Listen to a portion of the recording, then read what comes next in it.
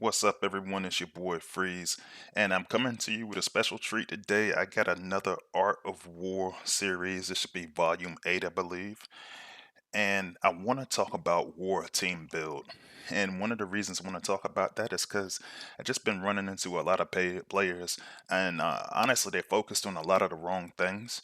So, just want to use like a real live example of how I was able to help a player through a good War Team build recently.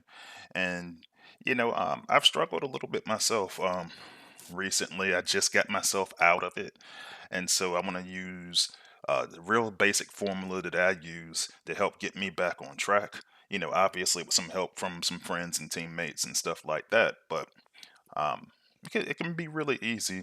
So let's take a look at some of the things we're going to talk about in the video. So, when I look at things and just focusing on different bots, a lot of times everybody just looks at, all right, which bot, what power level, and everything like that. And the most common question I get is, what is the best setup? And for me, one of the first things that I always tell people is, show me what bots you do have, because there's going to be times when you're going to be using something and it might not be the best bot for the particular team that you're trying to run, and you've got like all stars sitting on your lineup. So make sure that you go through and this goes for if you're helping somebody too. See what bots they actually got. Like this right here is my test account. And so when you see something like this, you say, hey, there's a lot of options out there. And what it allows you to do is it allows you to see what bots that you have that you might be able to work on. It also helps people see what you need right now.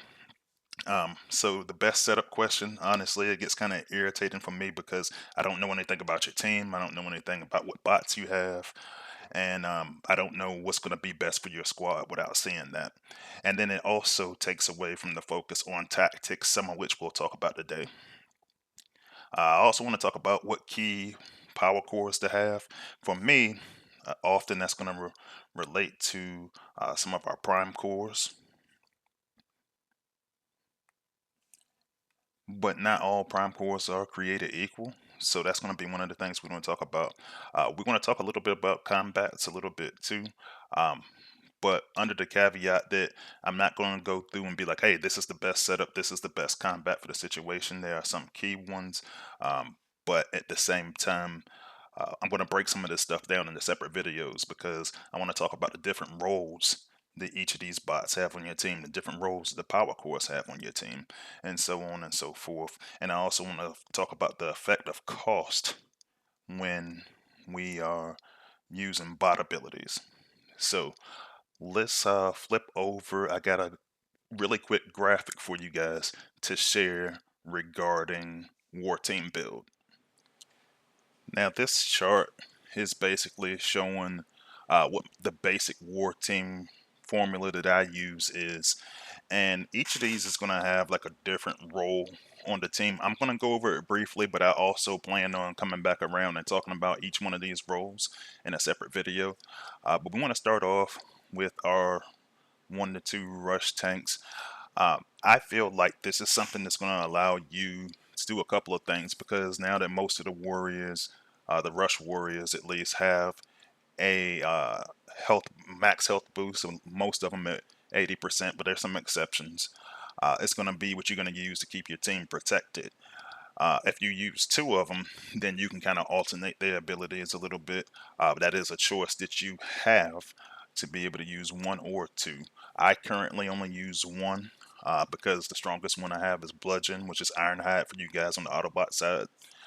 And then that's going to allow me to do a couple of different things. I'll talk about the specifics of those couple of bots in different videos. But for me, with Bludgeon, one of the things is if I have a stun bot come out of the outpost, then I'm able to go in there and stun him first before he affects my team, which is real effective with bots like Armada Megatron and Laser Optimus, stuff like that.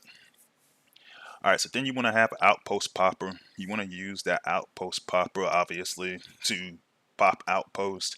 And typically you can use like a hologram bot like Blot or Rook, but at the same time, there are some other outpost options that I'll talk about in a separate video. But it is kind of important, I feel like, to have an outpost popper just so you don't have to take those negative effects from the outpost bots. So yeah, you can just use that to pop it. It'll attack the hologram or whatever, however it decides to attack without negatively affecting your team.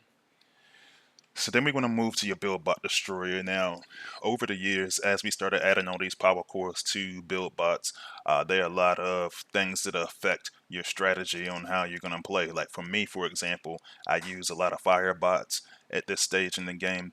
So for me, I have to make sure that I take out those fireproof dome build bot cores.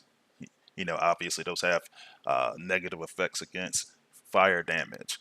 So that's a priority for me.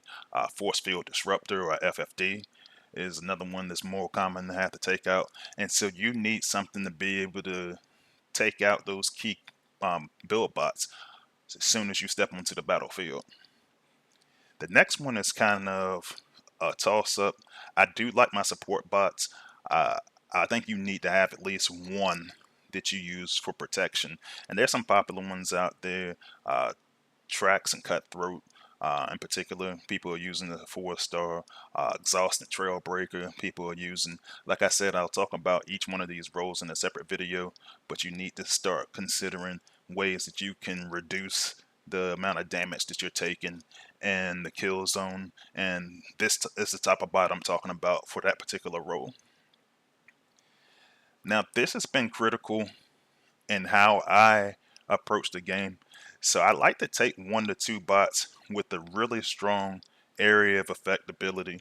So and typically with decent amount of damage. Now with fire becoming more relevant in the meta, uh, it is going to take some time.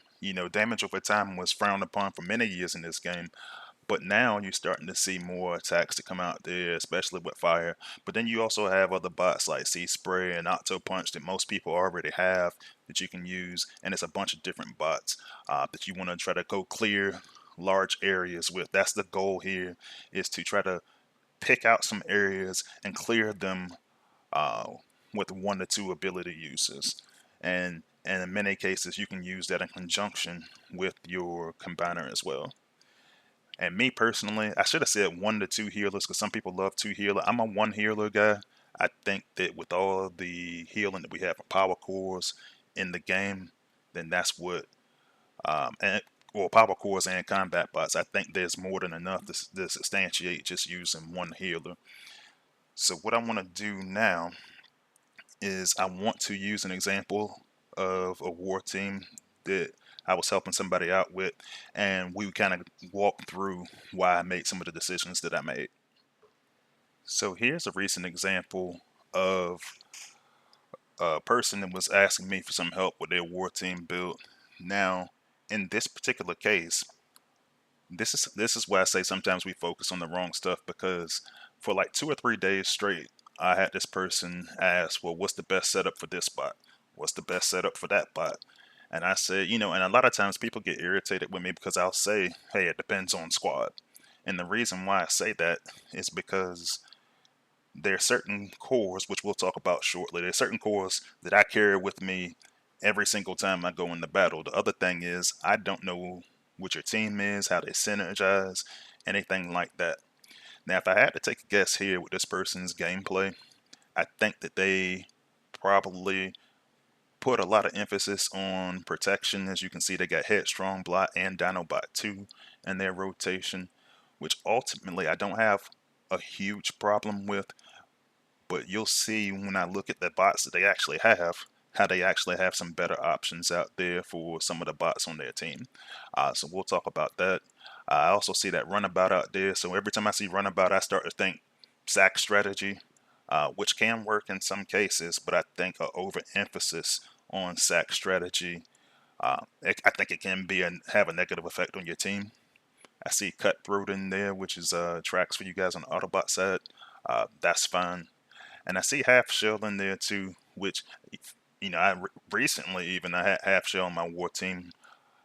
which is Roadbuster for you Autobots. And I think there's probably a lot of focus here on single point damage. Now, granted, Half Shell and Roadbuster do some line damage, but I just don't find it as effective when you're doing vertical line damage as opposed to like horizontal line damage, which you have the horizontal line style damage in the area with T2 Megs, who is Optimal Optimus for you guys on the Autobot side.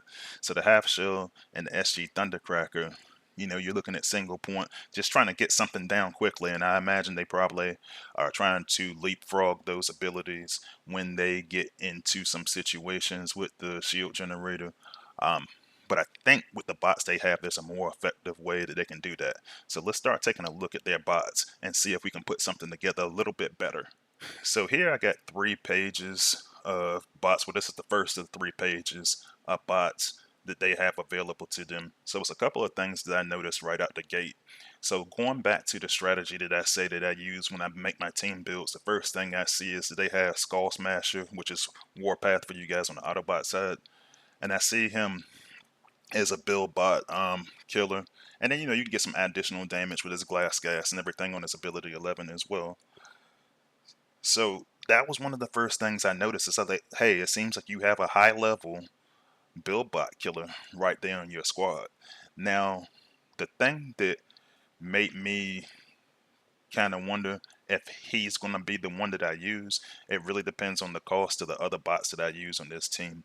So, one of the other things that stands out to me here is that he's got several, he looks like he has several rush tanks. He's got Headstrong there, which is pipes for you guys on the Autobot side, Bludgeon, which is Ironhide for you guys, and then they got Rampage down there as well. So definitely got a lot of options there. I see he's got Blot down there. Definitely don't have a problem with that. You got Dinobot 2 up there. That is another hologram protection type, which he was already using. But the other thing I see on this page is I see that you have Trigger Happy, which could be a good use of an AoE style bot. And then I also see that you got Acid Storm, who you could use as an option for anti-heal. Obviously, depending on how this player plays, they can just use Headstrong for the anti-heal. So not overly concerned about Acid Storm, who is Slingshot for you guys. And then, but I do have some concerns about Trigger Happy, who is Six Gun for you guys. So we're going to take a look at his second page. And you got a couple of bots down there. On this page, one of the things I was looking at, well, the first thing is he's got a bunch of healers up here that he could be using. He's going no healer on that last on when we looked at his war team. So he's not. I think he's got to put a healer in here. If I were him, I would probably prioritize Flatline, who is Minerva for the Autobot side. I see a couple of more build bot killers in here. Specifically, I see Breakneck as an option here, and I see Thundercracker as an option here as well. Looks like they might be a little bit lower in level. When I get a chance to talk to them again, I'll inquire about both of those options because both of those can be cheaper options to go get rid of build bots. I also see another AoE option here with Octo Punch. Seems like he might be a little bit lower in level and just need a little bit of leveling, but he's going to be substantially cheaper than when I was talking about Trigger Happy. So I know a lot of people use Octo Punch and Sea Spray just to try to clear areas very quickly, and so that's also going to be an option that you have. And then on the last page, you get a couple of other bots that probably haven't been leveled yet. But what I noticed down here as well is this person clearly went into the new batch, and so they got Predacon, Inferno, and Deluge from that batch. Good news for them, they've already got them in the cooker. Obviously, they're going to have to add some abilities and some levels to them. But ultimately, and this is what I be talking about when I say that you're looking into the future or whatnot, because with Predacon Inferno, which is Leo Prime for you guys on the Autobot side, Beachcomber is Deluge on you guys' side as well. But Predacon Inferno, let's talk about that. So we were talking about these AoE bots. This one's got essentially been called the fire version of Sea Spray and Octo Punch. And so, you're talking about doing 2,000, over 2,000 of damage if you get this guy leveled up, maxed out, and stuff like that. Over the course of 10 seconds. So, I mean, 10, but it's 2,000 per second. So now you're talking about 20K of damage in an area. Uh, Decent, very decent cost. So this is going to be a bot that he's going to want to prioritize. And so you can have a lower cost version and eventually you get rid of Trigger Happy, or depending on how what level he's got that Octo Punch, then you have that as an option as well. So let's take a look at some actual gameplay. I'll show you the team that I built for him and what principles apply here. Alright, so now granted, mine's a little bit higher level, so it might be some small variations that I would have him make depending on what the levels of his bots are. But ultimately, to start out, I would build him something like this. So let's take a look at the bots a little bit individually. Headstrong, I don't think we don't really got to say a lot. He's considered one of the best rush tanks in the game. With him, I gave him the Leech Maximum Core, and what that's going to allow him to do is to rush forward a little bit when he goes into the shielded cluster, which is going to have the defensive Leech Maximum Core on it as well. Um, keep him from getting hacked when he does that, so he can get his anti-heal off. And to back him up on that, he's got Gabu as who also is going to project acid, and give him a little bit more damage, a little bit more punch.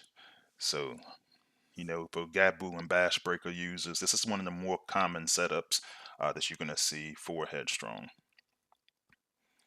Now to double down on that, I decided to add Bludgeon to the mix as well, and I gave him the Quintus Prime Core because it's got to go somewhere, and I gave him Pterodactyl, or Taraxodon for you guys on the Autobot side.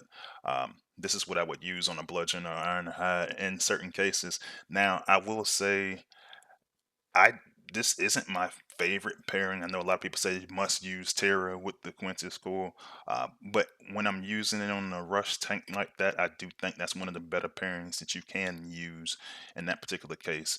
So before I move forward, let's actually stop and talk about some of the common cores that I try to put onto my war team builds. To fully understand how I'm putting these builds together, one of the things you have to look at is how I prioritize cores. And so a couple of these I don't even attempt to go into war without, Quintus being one of the primary ones, just because you're getting that additional damage from the sharks. But more importantly for me, my stuff is always built off of survivability.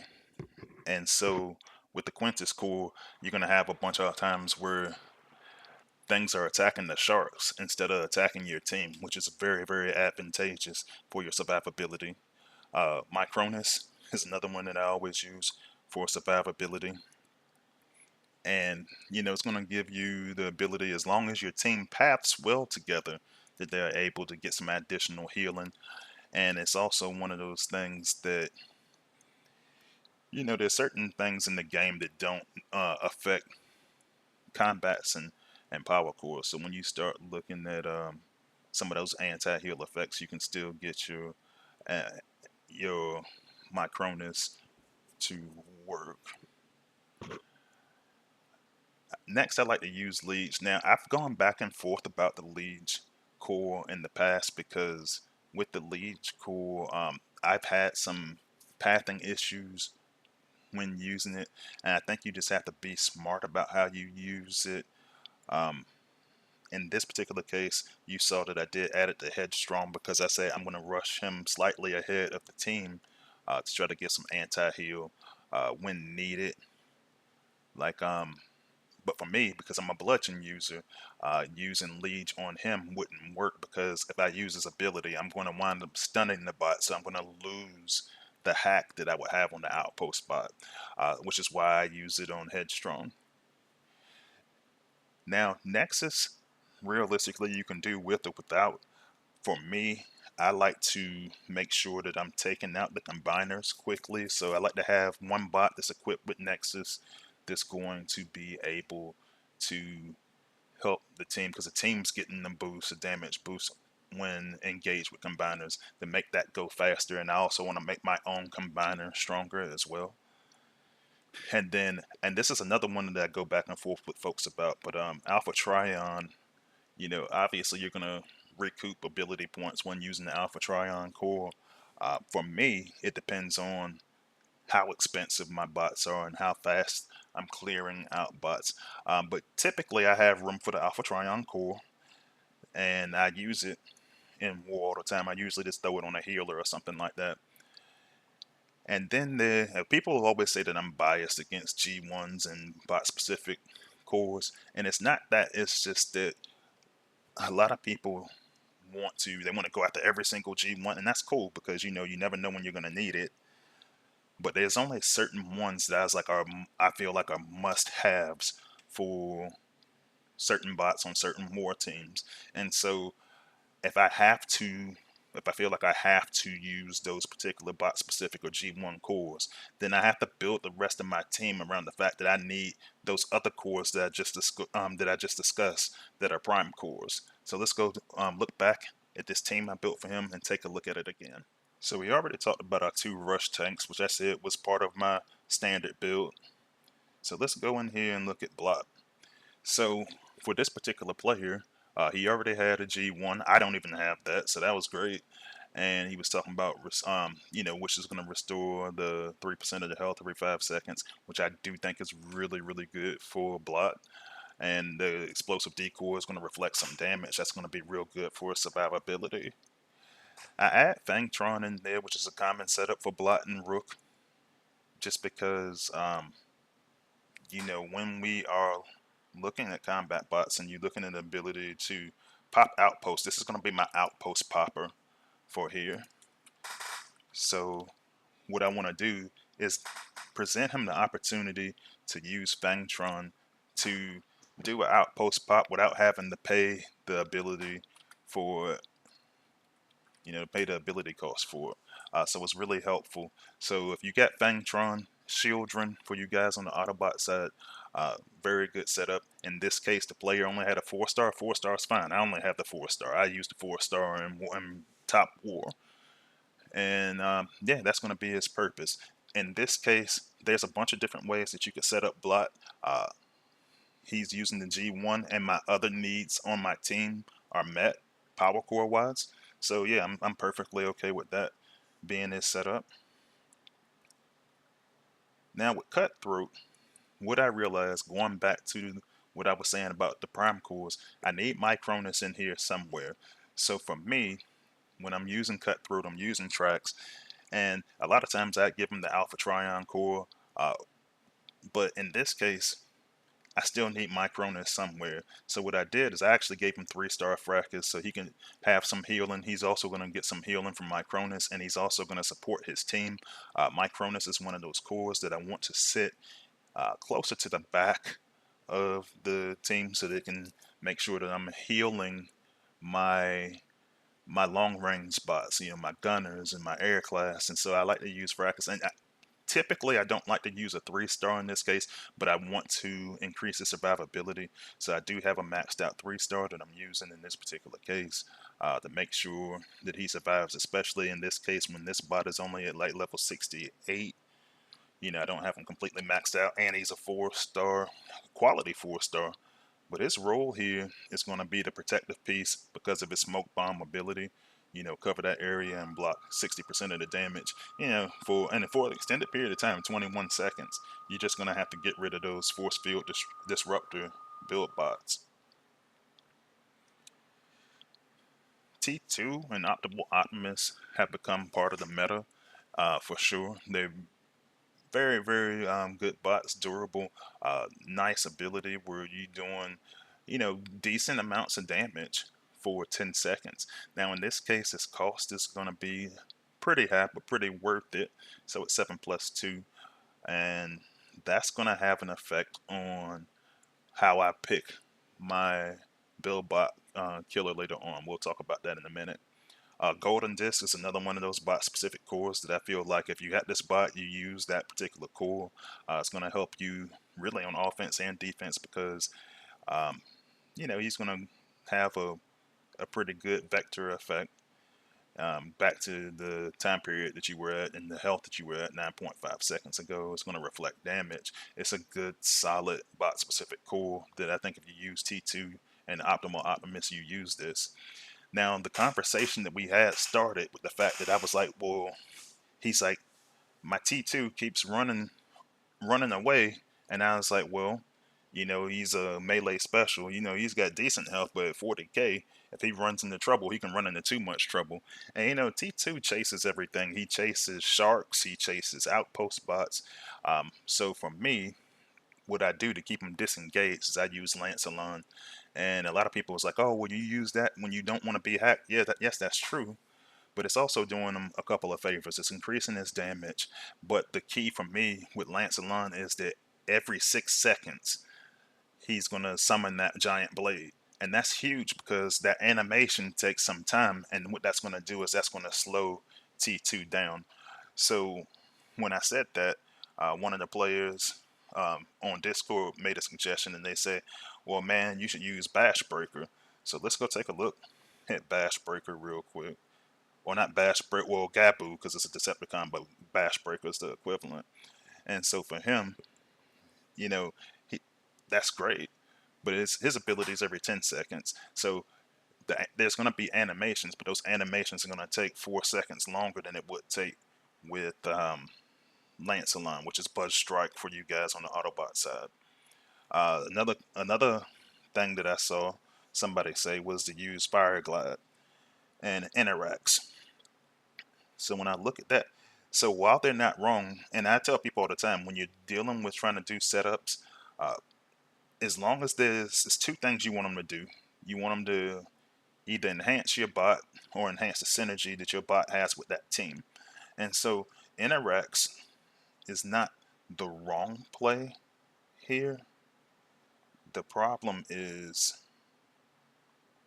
Interax and Fireglide, they say, well, I want to increase his health.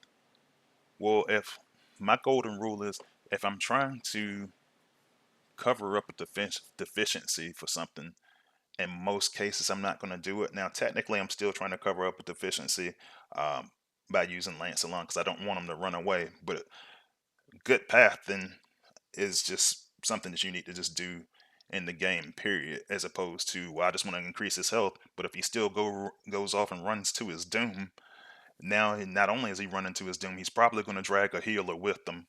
Um, so he's going to get that increased healing, but it might drag both. And so now you're down potentially two bots. So for me, it's not the wrong call. It's just I think that there's a better call for my particular style of play. Your style of play might be slightly different. But what he's going to do, T2 is going to make sure that we have that AoE damage. And then we're going to double down on that by adding Trigger Happy, which is 6 gun for you guys on the Autobot side. And for him, I'll just do a basic volatile mixture, make sure he has some more ability damage. For my gunners and for my air class, I try to go to Fracas and Nightstick, get him a little bit more regen, give him a little bit more damage. Pretty standard stuff. Now, and let me go back for a second because Trigger Happy is very, very expensive. So this is why I was saying that this is a bot that I would probably use for him right now because he clearly already has him leveled at a decent level, and but he costs 8+2. So what I ideally want him to do is if it's Octo Punch, Sea Spray is at a good level, then I'd use that instead. And ultimately, the goal is for me to use Predacon Inferno down the stretch. So for you guys that's got a Leo Prime on the Autobot side, that's one of those things to think about because it's going to do even more damage and it's going to have a better cost. Because I have two costly bots, a 7+2 T2 and an 8 plus, was it 8+2? And an 8+2 Trigger Happy. I got to think about saving some points. So in this case, the way I'd save some points on my build bots would be to use Breakneck over Skull Smasher. So, but once you get to the point when you're conserving some ability points. Once you get that Predacon Inferno in there, once you get that Octo Punch in there, then I would make the switch to Skull Smasher so that you can get your build bots easily. For the time being, Breakneck will get the job done at a lower cost. He's got high damage, so I add Fracas to him as well, Volatile Mixture to him as well. He can actually help you take down some outpost bots faster if you use that ability. And then I also just bought in Flatline, who I'm going to give the Alpha Trion. Now there's some options you can use here. I can use um, Shroot.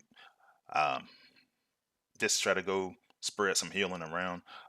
You now also have CL and Ozu as options, or you could use a minion to go add some damage.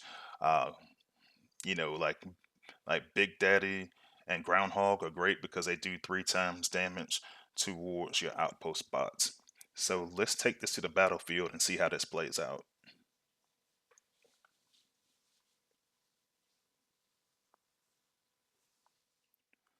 Alright, so I am going to do a battle against Space Apes. Test base, pretty solid base. This was common type base that we see in the meta.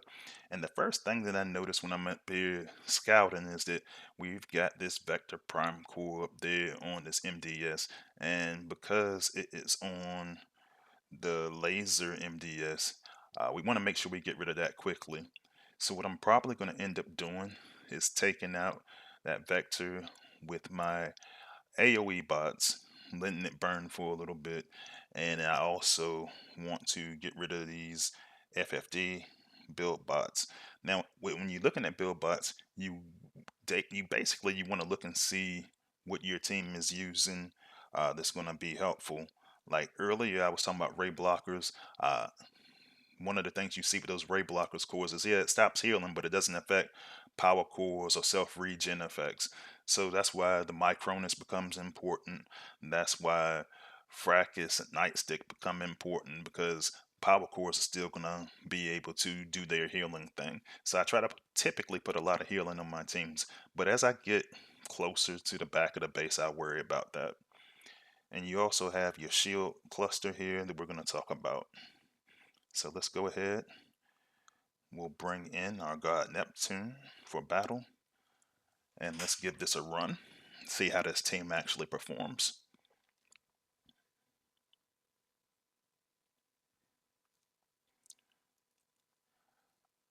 Now for me, I want to go ahead and take out the build bots that could have a negative effect on me immediately. So I'm going to drop Breakneck here. And I'm going to take out these force field disruptors. And we got the first FFD. Got another FFD. Now keep in mind, I set him up with Fracas. A lot of people will use like Gator Face or something like that. I'm fine with either one, honestly. So I got through the first vector, and I still got some of my burn effect going on him. See, this is what I was talking about. So I just took out the MDS, and now I've got LOP out here. So I'm just going to stun him using my bludgeon, and then I'm going to go ahead and send some fire abilities into the shield cluster. I'm out of ability points because I burnt the, like I said, this is expensive. So I'm going to use those abilities on the shield cluster and hit it with my Titan and pretty much clear out the whole thing.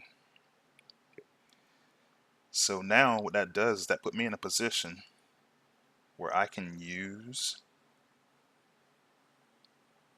my combiner to try to go clean up some of the mess that's still in there. Now I actually use my 4-star ability out of order. A lot of people want to get as much as they can damage wise, but for me, if it's clear, then it's clear, so that's what I use. And then I leave some holograms there. And now I've got some points here. And what I'm going to be able to do is I still haven't used this cutthroat smoke yet. So I'm going to put him down here near where the rest of my team is going to walk. My headstrong is running away, so I'm going to bring him back out front for some protection. As I pop twin twist is just going to go up there after headstrong. And now that I'm in a cluster with a bunch of outpost bots, I'm just going to try to do as much as I can to heal my team and protect them. I'm also being hacked by Cosmos, but I'm not really worried about it because I've got so much of my healing and protection there that I'm just going to continue up this base. And I'm going to use my last little bit of Titan health to try to go get some more ability points. Then I will push Headstrong off to the side because I'm losing the Titan battle. And I've cleared most of the base at this point. The Titan is just going to attack Headstrong. He can take it. He's got plenty of health. And then boom, the base comes down. So it looks like the team build that I made for him with good tactics will work. Like I said, a lot of people get stuck in whether or not we need specific bots. Obviously, these are primarily meta bots, but I want to look at just using what you got. And so that's the key thing that I'm looking at, is being able to use what you got. So, yeah, just make sure that when you're asking for help, it helps to show your team. Like, he could have been using a whole bunch of different bots that that you're gonna struggle with. He's not using a healer and stuff like that. But when you ask for help, show your team and show your bots, because it gives us an idea of what kind of play style you have. In this case, I probably pulled him away from the sack style ability, but I gave him a good walk team that he probably will have good results with, and I gave him some alternatives for what he can use to try to help his ability cost as he levels some of his spots. But like I said, like, I don't like anytime anybody's like the end all be all. Like, this isn't the Bible or anything of TFEW. If you've got different ideas, go ahead and let me know in the chat and we can discuss those. I plan on releasing this video as a premiere video, so I'll be available to the chat during the live version of this as well. But yeah, so I'm most likely going to have to change up my stream schedule. I'll usually stream on Wednesdays at 6 Eastern. I'll let you guys know when that time is. I'll probably move it to Friday. But so keep an eye on the community tab for that, and on Discord. But that's all I got for you this time. I'll see you at the live stream, and I will also see you guys on the battlefield. Freezius out.